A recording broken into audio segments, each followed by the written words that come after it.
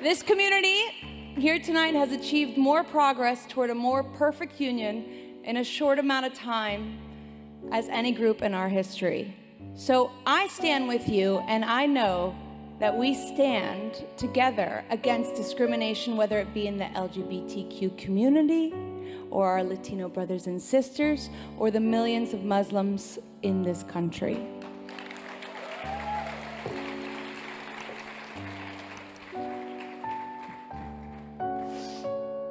I'm just a singer-songwriter, honestly. I speak my truths and I paint my fantasies into these little bite-sized pop songs. For instance, I kissed a girl and I liked it. Truth be told, I did more than that. And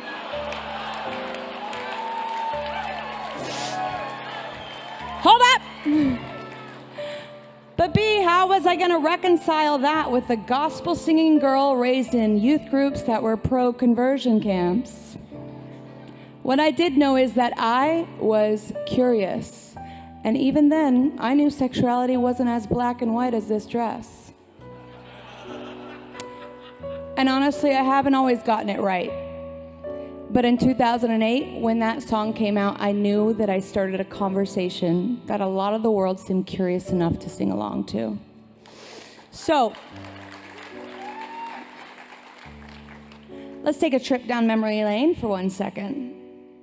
My first words were Mama and Dada, God and Satan. Right and wrong were taught to me on felt boards, and of course through the glamorous Jan Kraus, crying diamond teardrops every night on that Vaseline TBN television screen.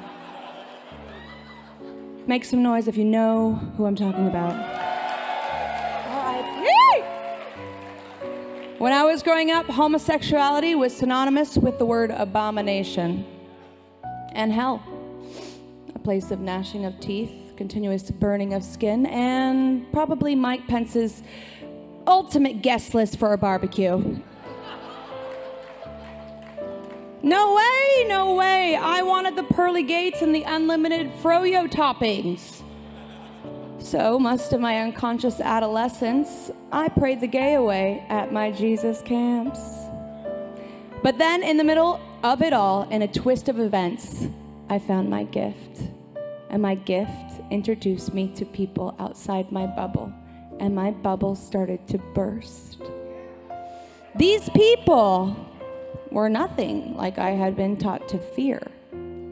They were the most free, strong, kind, and inclusive people I have ever met. They stimulated my mind and they filled my heart with joy, and they freaking danced all the while doing it. These people are actually magic, and they are magic because they are living their truth. Oh my goddess, what a revelation, and not the last chapter of the Bible. Suffice to say, it's been a long road for me, and I'm sure a long road for many of you out there. I know it doesn't always feel safe to live out who you are. But here's the thing, though. I would have not chosen a different road.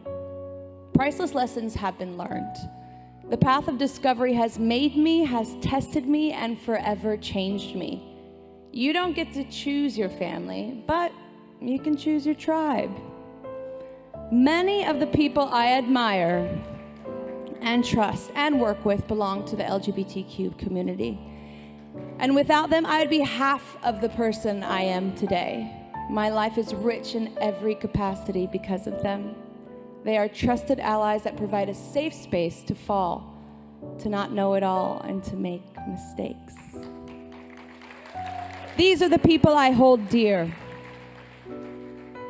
See, I hope I stand here as real evidence for all that no matter where you came from, it's about where you are going, and that real change, real evolution, and real perception shift can happen. If we open our minds and soften our hearts, people can change.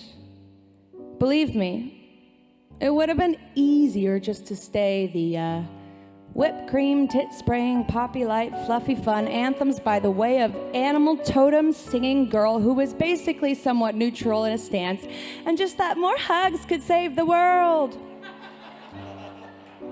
No way. No longer can I sit in silence. I have to stand for what I know is true, and that is equality and justice for all, period.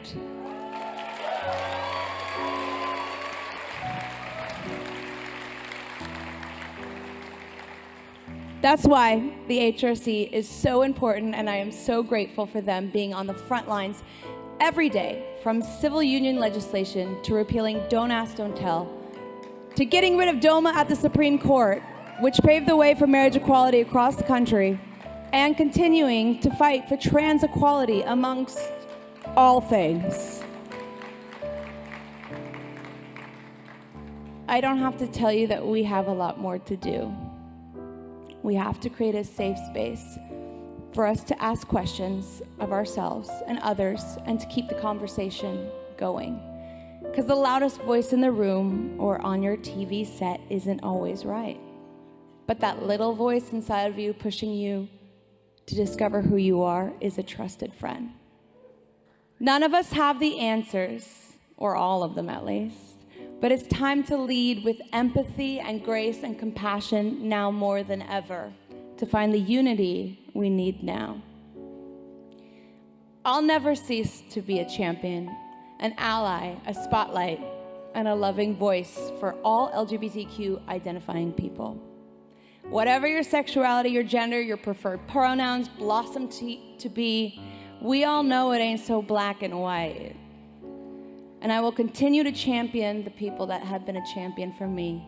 Many friends and loved ones from the LGBTQ family have raised me into the woman I am today. And I want to dedicate this award to one of my greatest champions of my life, my manager, Bradford Elton Cobb III.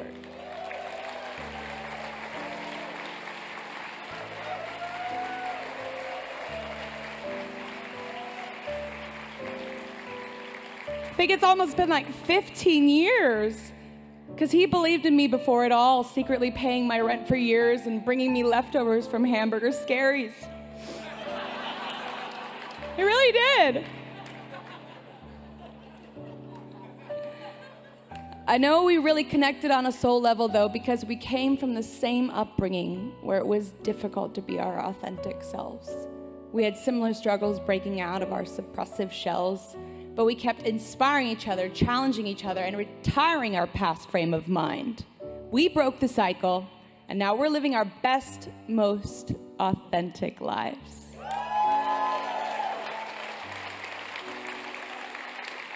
I love you, B. Cobb. There will be obstacles, but we all know everything good takes work. But we can't let our past get in the way of our brilliant future. These days, I get an incomparable high from finally knowing myself, and it feels more real than any story I was ever told on a felt board. It feels sparkly as fuck. And truth be told, I think a lot of that has to do with the magic that has rubbed off on me from all of you. Thank you so much.